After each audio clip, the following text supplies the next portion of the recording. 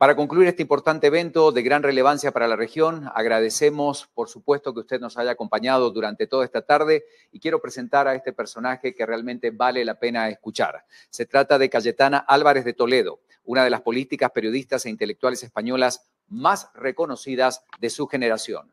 Cayetana, quiero contarles, anoté todos los datos para que realmente usted no se pierda toda la trayectoria tan grande que tiene este gran personaje. Ha causado un gran impacto en la política española como diputada, primero por Madrid, 2 legislaturas, desde abril de 2019 por Barcelona. Fue portavoz del Grupo Parlamentario Popular en el Congreso hasta agosto del año 2020. Se ha destacado por su vibrante defensa de la democracia liberal frente a sus enemigos, el populismo, el nacionalismo, el separatismo y las políticas identitarias. Como periodista, ha destacado por sus inteligentes análisis políticos, sus incisivas entrevistas a grandes figuras políticas e intelectuales de nuestro tiempo. Siempre se ha destacado justamente por preguntar y por sacarle lo mejor a cada uno de los entrevistados. Cayetana ha recibido numerosos reconocimientos a nivel internacional, es licenciada y doctora por la Universidad de Oxford y será un gusto poder escucharla. El tema es más que importante, la defensa de la democracia liberal. Cayetana, bienvenida. Yo sé que me quedé corto porque realmente su trayectoria es impresionante, la cantidad de cosas que ha hecho, pero sobre todo el aporte tan valioso a través de su trabajo periodístico. La escuchamos. Bienvenida a Centroamérica y el foro es suyo. Adelante, por favor. Muchísimas gracias por esta invitación de Fundesa, a su presidente y a todos sus socios y miembros por su cálida acogida y por estas amabilísimas palabras de presentación. Y bueno, es una ocasión importante para hablar de uno de los grandes asuntos a los que he dedicado muchos años, intensos años de mi vida, que es precisamente la defensa de la democracia liberal. Y me gustaría hacerlo destacando una serie de valores que creo que tenemos que reivindicar, ¿no? Lo primero que quiero reivindicar es el valor del optimismo. El optimismo es verdad que no está de moda y sobre todo que no tiene prestigio.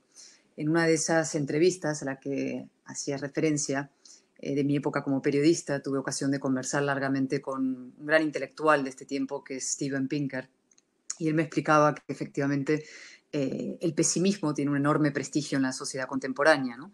Cuando nos encontramos con un pesimista, alguien que nos explica lo mal que van a ir las cosas, los problemas que van a venir, el agorero, siempre creemos que es una persona que tiene más información que nosotros, que tiene información de la que nosotros desconocemos, ¿no? Y en cambio tendemos a pensar que el optimista es una persona ingenua, una persona cándida, que no se entera de verdad de lo que va a pasar, ¿no? El pesimismo tiene un enorme prestigio y es difícil, por tanto, ser optimista hoy en día. En segundo lugar, el pesimismo también es un gran negocio. Yo que he sido periodista lo sé, porque las malas noticias generan enorme repercusión, enorme ruido y mucho share y mucha audiencia y muchos clics, ¿no? Esto que cliqueamos en los ordenadores, en las redes sociales, todo lo que sea la estridencia, la mala noticia genera negocio y por tanto el pesimismo también es un negocio. Y en tercer lugar, y probablemente lo más preocupante, es que es la política del pesimismo. Es decir, el anuncio del apocalipsis inminente, las cosas van a ir a peor, tiene como contrapartida que siempre genera la necesidad de un líder salvador que venga a resolver la situación de una sociedad o de un país. Y casi por obra de magia, ¿no? Como una varita mágica vendrá ese hombre providencial a resolver y a evitar la catástrofe que se avecina. Es decir, el pesimismo también es un negocio político y es el principal aliado del populismo.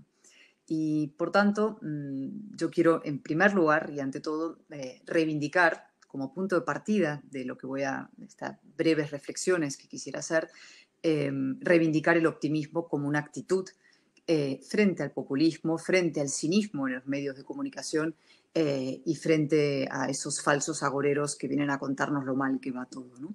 Ahora bien, esa actitud optimista tiene que ser no solo un optimista voluntarioso, un optimista de la voluntad, sino un optimismo racional, es decir, basado en el conocimiento de la historia, el conocimiento de los hechos, de los progresos realizados a lo largo de los siglos y también de lo que somos capaces de hacer los seres humanos, ¿no? Tiene que ser un optimismo, insisto, racional y un optimismo militante en el sentido de proyectarse sobre el orden liberal, sobre la democracia. Y ese es precisamente el segundo valor que voy a destacar, que es el valor de la libertad. Es difícil saber, y es un viejo debate, si los seres humanos preferimos la libertad a la seguridad o al revés, ¿no? Es cierto que muchas personas puestos en la tesitura de tener que elegir entre la protección y el riesgo que da la libertad, pues eligen la protección. Pero también está claro que la civilización y el avance de los pueblos y las naciones es un viaje precisamente de la comodidad desde la tribu, desde el oscuro y cómodo y seguro fondo de la tribu, al encuentro de otros hombres y de otras tribus. Es un viaje de exploración, es un viaje de emprendimiento, es un viaje de asunción del riesgo que implica la libertad. Y esos hombres que salieron de la tribu, metafóricamente, hombres y mujeres, son los que han ido generando a lo largo de los siglos progreso, civilización y bienestar. Y en ese camino de la civilización y el bienestar hay unos últimos 3 siglos que podemos describir como extraordinarios, ¿no? Evidentemente con retrocesos, con baches, con épocas oscuras, con guerras mundiales, con grandes devastaciones, con pandemias, con genocidios, pero que analizados en su dimensión histórica, estos últimos 3 siglos han sido una trayectoria ascendente.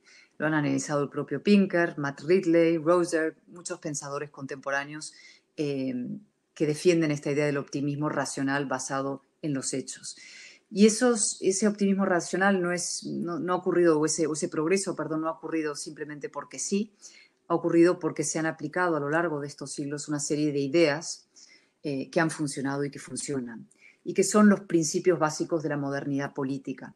Son ideas luminosas, como me gusta decir, vinculadas precisamente a eso que es el Enlightenment, la Ilustración, la época de las luces, que son las ideas de la libertad individual, el individuo por encima del colectivo, la igualdad ante la ley, que se juzgue nuestras conductas no por dónde hayamos nacido, nuestro sexo, nuestra raza, nuestra religión, sino por simplemente nuestros hechos, la separación de poderes, la propiedad privada, el pluralismo político, la independencia de los medios, la economía de mercado, es decir, esta serie de principios que se fueron a partir de la Ilustración y de la reivindicación de la ciudadanía frente al despotismo y frente a los dogmas, se van asentando a lo largo de 3 siglos y van creando eso que llamamos el orden liberal, que es lo que ha permitido a las sociedades florecer y ha generado paz civil y han generado prosperidad a lo largo de siglos.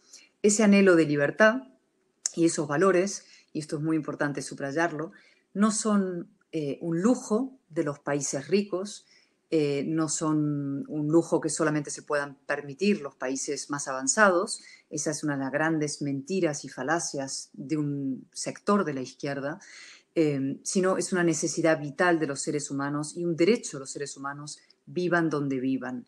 Esos valores no son buenos porque sean nuestros como occidentales, sino que porque son buenos para cualquier ser humano, viva donde viva, haya nacido donde haya nacido, y son los que permiten a las sociedades florecer y prosperar, estén donde estén. Estén en el corazón de Europa, estén en el sur de América Latina, estén en Centroamérica, estén en Asia, estén en África. Y por tanto eso es muy importante reivindicarlo. ¿Qué es lo que está pasando en estos momentos con esos valores liberales y esos valores que forman parte del orden de la democracia liberal? Es que están en crisis. Hay una crisis en estos momentos del orden liberal y si queremos escenificarlo, hay varias imágenes que podríamos señalar para retratar esa crisis del orden liberal, pero una muy impactante de hace unos meses fue la decisión de los Estados Unidos de replegarse de Afganistán. Fue una decisión que toma la primera potencia militar y económica del mundo de retirarse de un país. Es un repliegue físico, es un repliegue político, es un repliegue también intelectual y moral del orden liberal. A partir de la idea de que estas ideas de libertad no se pueden imponer como si fueran simplemente nuestras y no derechos universales. Y yo quiero decir, y para intentar seguir avanzando en esta reflexión, que esa intervención, y aquí no hablo militar, hablo de una intervención moral, política, de implicación, es una obligación moral con nosotros mismos y con nuestros seres humanos hermanos, por definición. Es decir, yo como española que soy, mezcla de Argentina, pero también como demócrata, me siento interpelada por lo que pase en Afganistán, como me siento interpelada por lo que pase en Venezuela o lo que pase en Honduras, en El Salvador. Es decir, tenemos una obligación con nosotros mismos como demócratas también de implicarnos afectivamente, intelectualmente y políticamente en lo que pase en otros países. Y por eso hay una primera reflexión a hacer crítica sobre la actitud de quienes en las potencias mundiales, y ahora pienso en Estados Unidos, abanderan esa política de repliegue interior y de ensimismamiento y de no interesarse por lo que pase en América Latina, por lo que pase en Centroamérica o en América del Sur, o incluso la actitud que se nota en muchos europeos, y aquí yo soy muy crítica con mis ciudadanos españoles y con otros europeos por su actitud, muchas veces descrita hace muchos años por Mario Vargas Llosa en un célebre discurso. Él habló de que existía como un racismo visceral en muchos europeos que permitían que hubiera en América Latina lo que ellos jamás aceptarían para sí mismos. Este especie de turismo del ideal, ¿no? Revolucionarios de salón o revolucionarios en patio ajeno. En España tenemos varios movimientos de ese tipo, partidos políticos también, que han cobrado dinero por hacer la revolución en América Latina, pero luego, claro, los estragos causados por esas revoluciones en América Latina, ellos jamás querrían soportarlos para sí mismos aquí, ¿no? Por tanto, hace falta, en primer lugar, una reafirmación del orden liberal, de la implicación que esa pertenencia a una serie de valores supone y significa como exigencia democrática para implicarnos en lo que pasa en otros países. Y esa implicación empieza por entender el valor de la política. Y ese es el tercer valor que voy a destacar. Empieza por entender, como digo, el valor de la política. No hay nada más importante que la política, para bien y para mal. La política puede generar las peores devastaciones, es decir, la irracionalidad, el odio, el nacionalismo, la guerra, pero a su vez tiene la otra parte de la política, que también es lo más importante en sentido positivo, es lo que mejor puede contribuir a la civilización, a la paz, a la prosperidad de las naciones.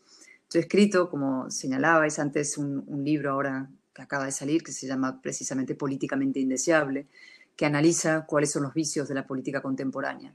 Y yo creo que nosotros tenemos que activamente rescatar a la política, en el mejor sentido, de las mandíbulas del populismo.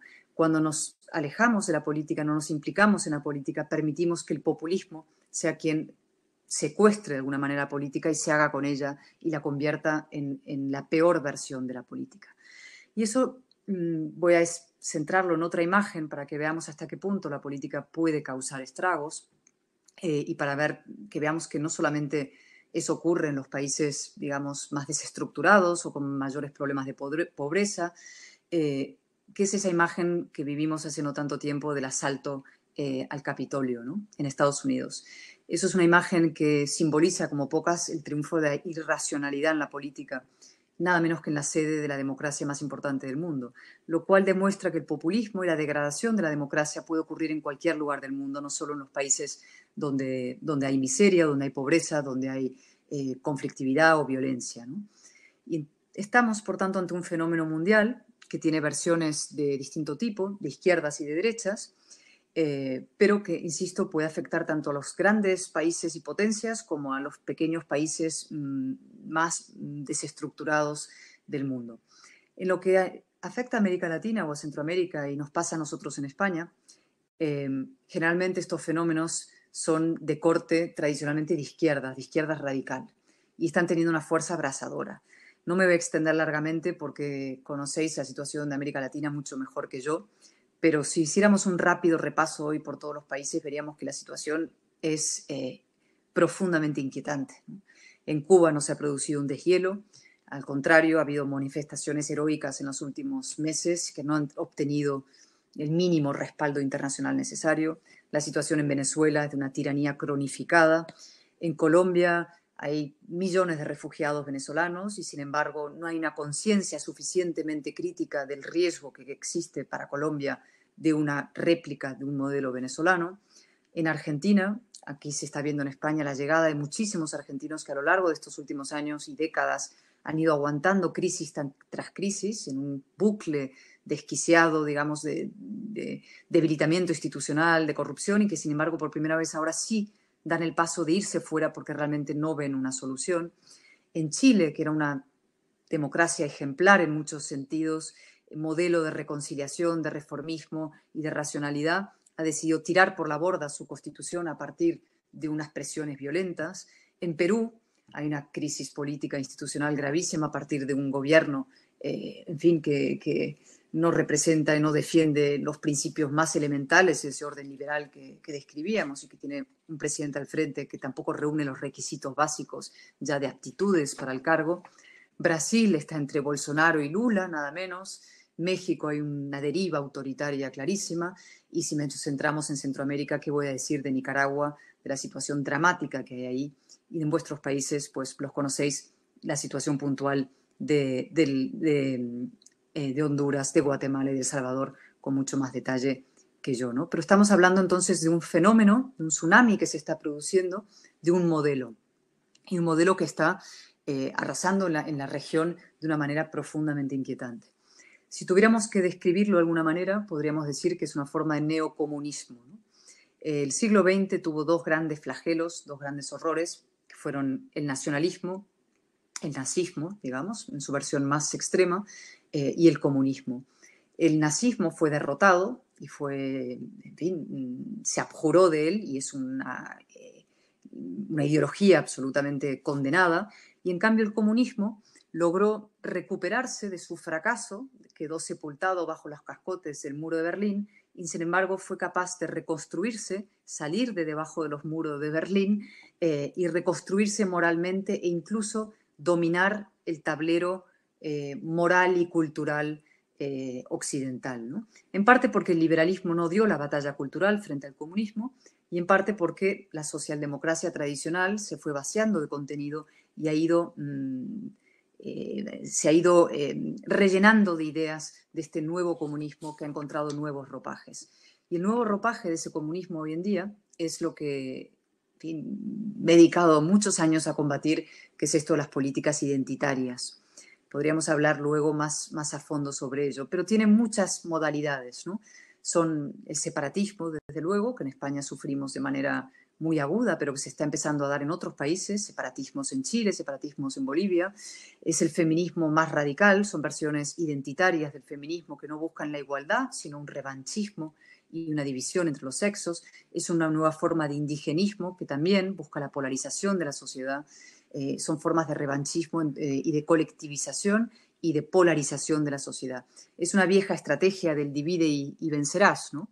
El comunismo antes intentaba imponer una falsa y represiva igualdad a la baja, y este nuevo comunismo pretende imponerse mediante la división de la sociedad, la ruptura de la base democrática del demos, ¿no? Y esa dinámica de enfrentamiento y polarización dentro de las sociedades, que marcada por el victimismo, por la intolerancia, la cancelación y todos estos fenómenos que se están viendo desde las universidades de élite de Canadá hasta la Patagonia mapuche, se está viendo en Europa, desde luego, está provocando, digamos, serios conflictos internos en la democracia liberal y serios debilitamientos de la democracia liberal. En América Latina esto es especialmente preocupante porque esos movimientos neocomunistas están organizados, están financiados. Se llaman los grupos de Puebla, el Foro Sao Paulo, todos estos grupos tienen una articulación y una organización y se aprovechan de algunos elementos fundamentales. En primer lugar, de la pobreza, es decir, cuando hay menos anticuerpos institucionales y de formación en una sociedad. En segundo lugar, se están aprovechando, evidentemente, las circunstancias tan difíciles institucionales provocadas por la pandemia, institucionales y sociales y económicas. Y en tercer lugar, se aprovechan de la propia degradación de la política. Por tanto, el cuarto valor que hay que reivindicar cuando hablamos de esto es el valor de la política en el sentido de la defensa de la verdad. No me quiero extender mucho, pero hay algunos asuntos que quiero tocar, ¿no? Uno de los grandes problemas contemporáneos es que las palabras han dejado de significar y han dejado de pesar en el debate público, ¿no? El populismo y la izquierda son maestros en la tergiversación lingüística. Es decir, por ejemplo, utilizan la palabra paz, que es una palabra muy bonita, cuando en realidad quieren decir impunidad para determinados grupos. O hablan de diálogo, eso es un clásico, se utiliza la palabra diálogo cuando lo que se quiere decir es claudicación ante determinados grupos. Se utiliza mucho en Venezuela, ¿no? El diálogo con el gobierno, el diálogo lo que quiere decir es dar oxígeno a la dictadura, ¿no? O se hacen llamar progresistas cuando lo que están promoviendo en realidad es una involución y es una regresión del orden liberal.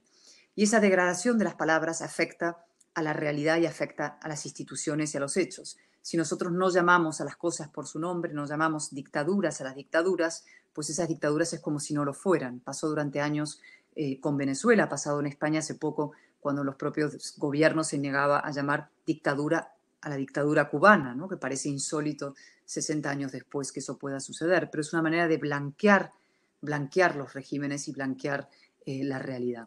Y probablemente la palabra más tergiversada hoy en día es la propia palabra democracia, ¿no?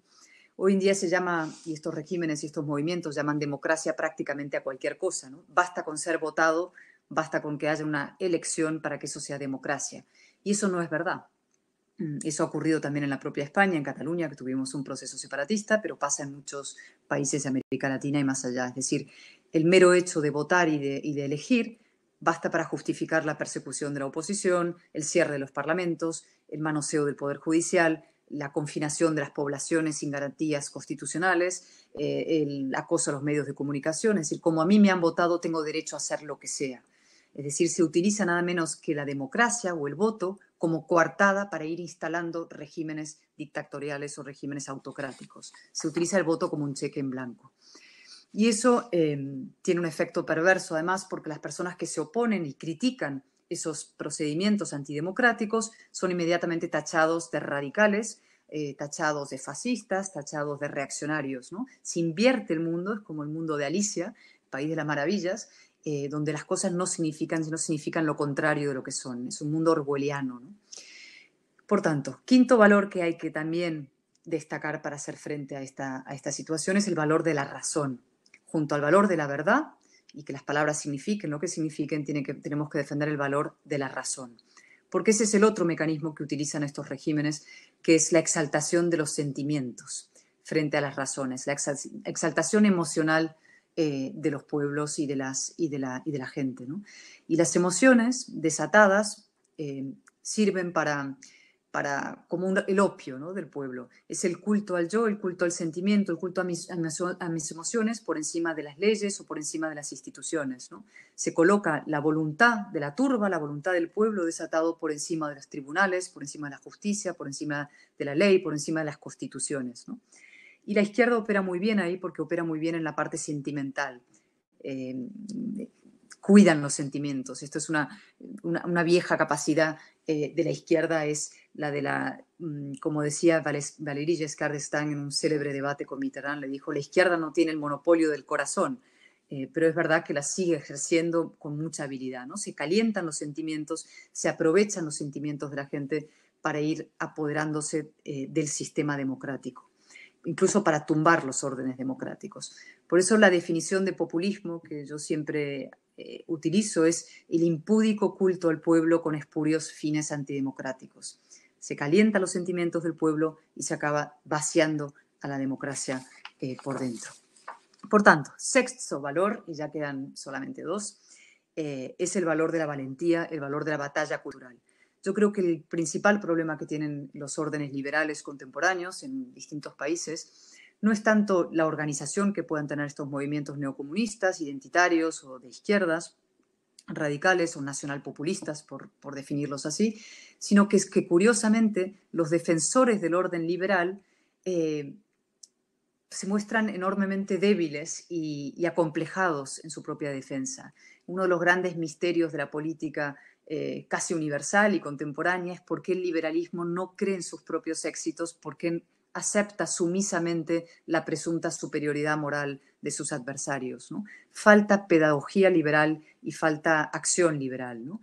Tendemos a estar a la defensiva como si tuviéramos que pedir perdón por unos pecados heredados, ¿no?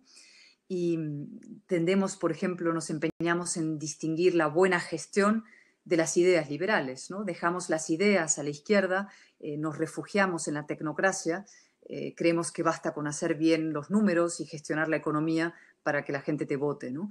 Como si los seres humanos fueran puramente materialistas y no les importaran las ideas y las ideas no fueran importantes para la buena gestión, cuando la gestión son en realidad ideas encarnadas. Y el resultado de esta inhibición del mundo liberal es lo que yo describo como un tablero inclinado, que es que los radicales, la izquierda más reaccionaria y los movimientos populistas están en la parte alta del tablero y en cambio el espacio más liberal, liberal conservador, está en la parte baja, con lo cual siempre estamos en una inferioridad de condiciones a la hora de emprender un debate político y público, ¿no? Y por tanto, uno de los principales objetivos y obligaciones que tenemos es dar esa batalla cultural para poder nivelar el tablero, defender las ideas de libertad, plantar cara a estos movimientos en el terreno de las convicciones, desenmascarar sus propósitos y demostrar un gran coraje al servicio de las ideas, desde la idea de que lo moral es lo eficaz, ¿no? Y esto funciona. Y quiero poner como ejemplo lo que sucedió en la Comunidad de Madrid, donde se dio una gran batalla desde las ideas, se planteó la disyuntiva entre libertad y comunismo, entre libertad y ese socialismo radicalizado, y se ganaron unas elecciones a partir de la defensa a ultranza y con mucha claridad y con mucho coraje de un modelo de libertad y de apertura. Y eso, insisto, funcionó. Tenemos también que defender la democracia representativa con mucho coraje, ¿no? No solo las ideas, es decir, defender nuestras constituciones. Una de las grandes tentaciones de esos movimientos populistas siempre es agarrar la Constitución, manosear la Constitución, retorcerla y colocarla al servicio de sus intereses, porque antes estos movimientos dictatoriales iban por fuera de las constituciones, ¿no? Iban abiertamente como dictaduras. Ahora van por dentro del sistema, son lo que llamo el burro de Troya, las democracias, ¿no? Las revientan desde dentro y por tanto siempre intentan apoderarse de la Constitución. El ejemplo más palmario es lo que pasó en Chile hace nada, ¿no? Que se haya renunciado a una Constitución para poner en marcha un proceso nada menos que constituyente a partir de unos hechos violentos. En segundo lugar, hay que defender las instituciones en sí. Estos movimientos intentan siempre apoderarse de las instituciones, los congresos, por ejemplo. En España tuvimos que dar una batalla cuando la pandemia para intentar mantener abierto el Congreso, porque el gobierno socialista intentó cerrar el Congreso, someterlo a su dominio ejecutivo, ¿no? Y la pandemia está sirviendo y ha servido en este sentido para estos movimientos, para ir cercenando libertades, y es importantísimo mantener fuerte y vibrante las instituciones representativas en pleno funcionamiento. Y el tercer elemento, evidentemente, es una justicia independiente, una justicia despolitizada, ¿no?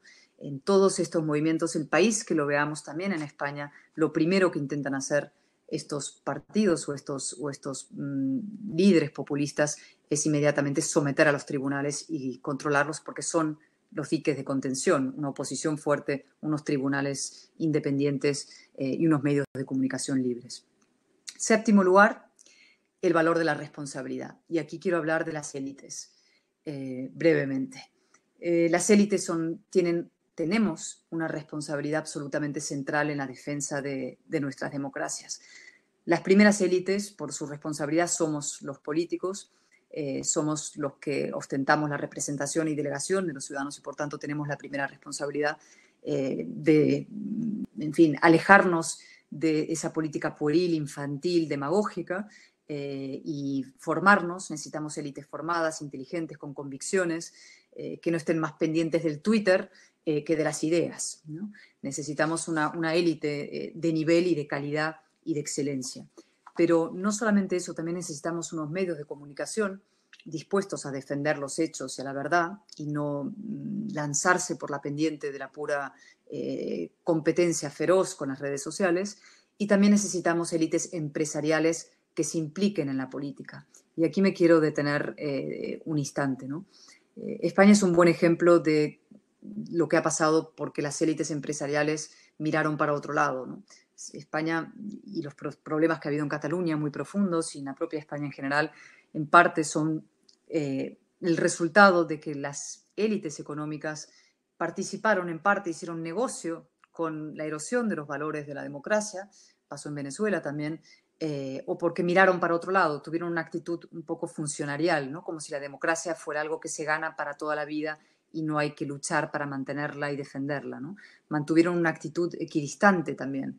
Y es muy importante que las élites de un país económicas se den cuenta de que no pueden alejarse de la política, que la política es demasiado importante como para dejarlas simplemente en manos de populistas y demagogos, que hay que invertir en democracia, hay que invertir en liderazgos, hay que mirar a nuestros países y ver quiénes son los jóvenes que sí pueden representar estos valores liberales e intentar aupar y ayudar y proteger y promover a esa juventud política para que nuestros órdenes constitucionales y democráticos funcionen, ¿no? Porque no va a haber prosperidad sin seguridad jurídica, no va a haber negocios si nuestros países están en manos de estos regímenes.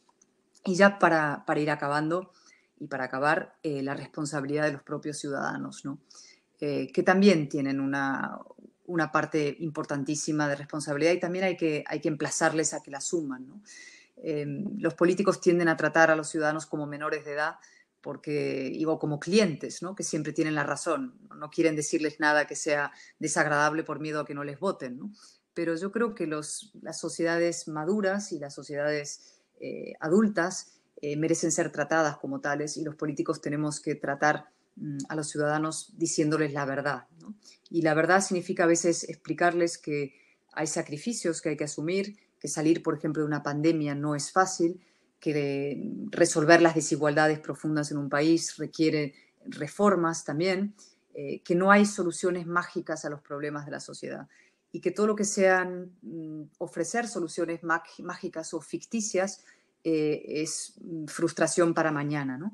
Yo lo digo a veces, digo que decirle a los jóvenes, ¿no? El cielo en la tierra no existe, pero la tierra tampoco es un infierno, es decir, a partir del principio de la realidad y del reconocimiento de cuál es la situación real de nuestro país, podemos asumir unos sacrificios que sean útiles o emprender un camino que sea útil para sacar un país adelante, ¿no? Desde el realismo y la verdad. La desigualdad, evidentemente, en los países en Centroamérica, Latinoamérica, es un problema difícil de resolver, que además se va a hacer más difícil en los próximos años por algunos grandes asuntos sobre la inteligencia artificial, las nuevas clases superfluas y todos estos asuntos de los que hablan algunos pensadores como Harari, ¿no? Y hay mucha gente, es verdad, que vive con incertidumbre, con miedo, con inseguridad. Y esa gente con inseguridad y con incertidumbre es, como se puede decir, carne de cañón para los movimientos populistas y autoritarios, ¿no? Empiezan a mirar mucha gente modelos alternativos a la democracia, al modelo chino, como una solución a los problemas de sus sociedades. Pero por eso es tan importante que quienes somos demócratas y sabemos que solamente el orden liberal, democrático, es el que puede generar paz civil y prosperidad real, regeneremos nuestras democracias y acompañemos a esas sociedades con planes realistas, con planes ambiciosos, pero basados no en falsas promesas, sino en el auténtico decir la verdad a la gente. Y la gente agradece cuando uno explica las cosas con coraje y con verdad, ¿no? Quien te promete el gratis total y las soluciones mágicas te está mintiendo, ¿no? Eso no es la solución, no viene por el populismo, sino por la verdad política, por la gran política. Y ya para acabar, el valor de la unidad. Necesitamos en nuestros países, y muchos de nuestros países están sufriendo los mismos procesos de fragmentación política, necesitamos construir alternativas a partir de la unidad. Y eso pasa en Chile, pasa en Argentina, en Perú, en México, en España, en Venezuela. El principal aliado de estos movimientos populistas y neocomunistas es la división y el desistimiento de lo que yo llamo muchas veces el espacio de la razón, ¿no? Que es un espacio muy amplio que tiene sensibilidades distintas, pueden haber liberales o más conservadores, gente más socialdemócratas, pero que defendemos esos valores del orden liberal común. Y nosotros tenemos que trabajar conjuntamente ese espacio frente a los populismos y los nacionalismos. Tenemos que aparcar nuestras diferencias y poner en pie alternativas políticas sólidas y fuertes y unidas. Tenemos que para eso tener generosidad, visión de Estado y establecer verdaderas alianzas patrióticas, digamos, democráticas y basadas en el común y transversal respeto a esos valores de la modernidad política.